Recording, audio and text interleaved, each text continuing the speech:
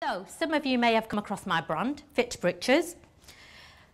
To give you a brief intro into my brand, Fit Britches is a registered trademark of 8 London, a smart textiles company specialising in high technology fabric solutions which has infused health or beauty benefits. Our garments are clinically proven to help you reduce the appearance of cellulite and lose inches of your waist, hips and thighs in just 30 days. We have received considerable industry recognition for our award-winning products. The products have been widely seen in the press and on British television. You may recognise some of the press there. Celebrities like Jessie J, Kimberly Walsh and Khloe Kardashian have also been spotted wearing Fit Britches. To date, Fit Britches has shipped to over 50 countries worldwide. So, how did I get here? Let me tell you about my smart journey. My journey began after having 4 children. I was struggling to get back into shape, and my mum was my inspiration in the most unorthodox way. When my youngest arrived, I was mortified to learn of another upcoming family wedding. For some reason, my family have a habit of planning them when I'm looking my worst. They're so lucky I still love them. Anyway, I figured my mum would probably drag me to this wedding kicking and screaming, so it's a good time to get back into shape, but I had very little time. I had a Eureka moment I started dieting and exercising religiously only to find weight was actually coming off, but not from the areas I was so desperate to target. So I turned to Google because apparently Google has all of the answers. And I found there was loads of articles showing a synergy between heat and weight loss. Think about it, when we accumulate body fat, blood circulation becomes worse. Because of a lack of blood circulation, we cannot burn body fat. So this got me thinking. You go to the gym, through physical exercise you raise your core body temperature, and that in turn increases your blood flow and metabolism, and as a result, over time you end up losing weight. So I had a Eureka moment, and I figured that I could mould myself into shape with an element of heat and compression, targeting the unaffected areas, the areas that were going unaffected through diet and exercise. So my first prototype was big undies and cling film, don't laugh. To cut a long story short, my husband was wondering what is she doing in the bathroom every day. Mr. Singh was wondering why is she buying so much cling film, and I suppose the last straw was when my mum queried why my dress was making so many strange noises. It's a true story, by the way, and you can read all about it in the TNA and the Daily Mail. So I started looking for a discreet solution only to find it didn't exist. So I set out to create it. I started researching into the unknown, having no background in tech or textiles. It was a bit like discovering America, the land of opportunities. I found it was an untapped area with huge potential. And after lots of research and networking, I found myself experimenting with a technology which enabled me to infuse almost any active ingredient, for example, caffeine, and fragrance, as an example, lavender, by turning it into a solution and embedding it into textiles. So I made some underwear for my husband to neutralise the stink of passing gas, but unfortunately, I couldn't do anything about the noise. Joking aside, I ran some experiments and started talking to retailers and ended up selling a private label development to a retail chain store with 500 stores worldwide. It was a bespoke arrangement where I infused their garments with sea kelp and shea butter to give them moisturising benefits.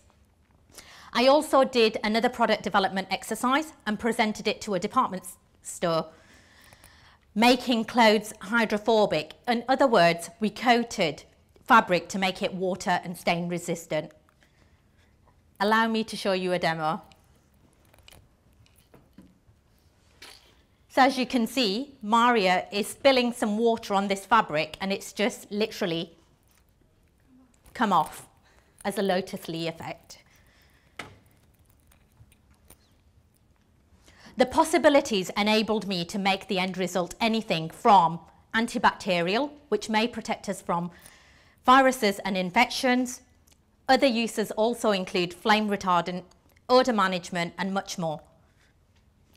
Through experimenting and optimization, I then found a process I could use to retain the body's own natural heat to increase blood flow, targeting the areas that were going unaffected by diet and exercise, causing fat layers that make up cellulite to break down, ultimately leaving you with smoother and firmer skin. Bingo, you know what came next, Fit Britches. I developed prototypes for myself, and I dropped 3 dress sizes, from a size 14 to a current size 8. Thank you. People noticed the transformation. Women inquired about my secret, and accidentally, I created demand. Everybody wanted to know where they could buy a pair. What started off with an assumption led me to making a product which surprisingly worked. So at this point, I figured, unless you look like Victoria Beckham after giving birth, surely every woman must face this predicament at some point in their life. I did further research and looked into women's biggest complaints post-pregnancy, and the things that came up on top were extra weight, loose skin, cellulite, and regaining their silhouette. Digging further into research, statistics showed over 90% of females suffer from cellulite, and according to a survey by Invista, over 93% women surveyed all over the world said they wanted more performance, function, and comfort from their underwear.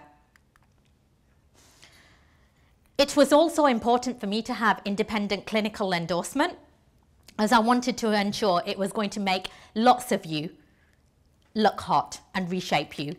So the clinical trial consisted of testing 45 women aged between 20 to 60 years old in a blind study. These tests were rigorous. It consisted of evaluation at various intervals. We used a Doppler scan to evaluate the blood flow. We used digital thermal imaging and fringe tests to assess the skin and self-evaluating questionnaires. The results we got back were conclusive. Over 92% increase in blood microcirculation at skin level, 11% improvement in the appearance of cellulite, 16% increase in skin elasticity and collagen. There were also sports benefits. For example, we use seamless knit technology, which means no uncomfortable seams tugging at you, giving you complete freedom as it's designed to feel like second skin. The compression element also suppresses lactic acid, which is what causes your muscles to feel sore after physical exercise. It's also very easy to care for, despite all of the technology. Just toss it into your washing machine along with your other clothes, and the technology will last for the lifetime of the garment. I believe technology should be easy to use, easy to care for, durable, and we have built the foundation, but now it's time to evolve it. Wearable technology is starting to emerge. We're bringing a new revolution that is going to make us connect with ourselves through our clothes and lead a more healthier and fitter lifestyle. Electronic components have got smaller, cheaper, and easier to integrate into textiles. We're working with revolutionary fibre, functional garments, and mobile innovation, which has opened up ample opportunities by combining technology and textiles. So what happens when you combine electronics and textiles? You're not left with electronics or textiles. It's actually an integration of both, an entirely different ball game. You have to be both an artisan and an electronic engineer at the same time, and think in a completely different way. We are heading into a new era in the age of computing, making people really connect with themselves and each other through their skin and clothes. But what does this mean? By combining electronics and clothing, we capture the body's real estate system right at the core. reading various vital signs such as your heart rate, how many calories you've burnt, your temperature. The sensor signals in the garment will be reading this biometric information and picking it up right at the source. But imagine millions of people biostreaming their data as they go about their daily lives through their clothes. The pool of information never existed in the history of mankind, and I believe by extracting information from this intelligence, we'll take wearable and data to a very interesting place. We started with what we're doing, i.e. how many steps we've taken, calories we've burnt. But some of the things I foresee is being able to predict events, such as you need to rest, you will develop a cold, or when your heart reaches a critical level, to set off a trigger that will enable you to connect you to the emergency services. And also, how about encouraging and motivating you? You have strong vital signs today. You can work harder at the gym. We have an aging population and increasing healthcare costs. Remote patient monitoring allows people to keep track of their health, avoiding unnecessary visits to the doctor, and at the same time saving costs. But imagine the impact this can have on the NHS, often under scrutiny for missing targets. This type of technology will become more mainstream. There will come a time when you purchase your garments from Selfridges, John Lewis, Macy's, or wherever you shop, and you will expect your clothes to be a connected device. Just like you buy a car now and you won't even ask if your car comes with a fuel gauge, or if you buy a new smartphone, access to the internet is vital, right? You expect these things as standard today, and the day this will apply to clothing is not that far away. So, connective technology will have an impact in several industries. However, unless these technologies converge with the fashion industry, there is a real danger they will fail to become popularized and remain unaffordable. Let's face it, if something is not fashionable or comfortable, it will probably sit in your wardrobe and gather dust. Recently, sports apparel brand Under Armour bought MapMyFitness for $250 million. A clothing company buys a digital platform. Microsoft are making a mood sensing bra. Google launched glasses. Apple hired two very senior people from the fashion industry, the presidents of YSL and Burberry. As you can see, these brands are now adjusting their value propositions, as that's where it's heading, and it's where we want to be, to make the next generation of connective clothing. But I want to do all of this out of Bradford and not Silicon Valley, and let me briefly tell you why. I was born here. I live here. It's the city I love and cherish. We are surrounded by the buoyant textiles heritage Bradford once had. Bradford's currency was wool, exporting to all corners of the world. But I believe through creativity and innovation, Bradford can start producing again and become that producer city.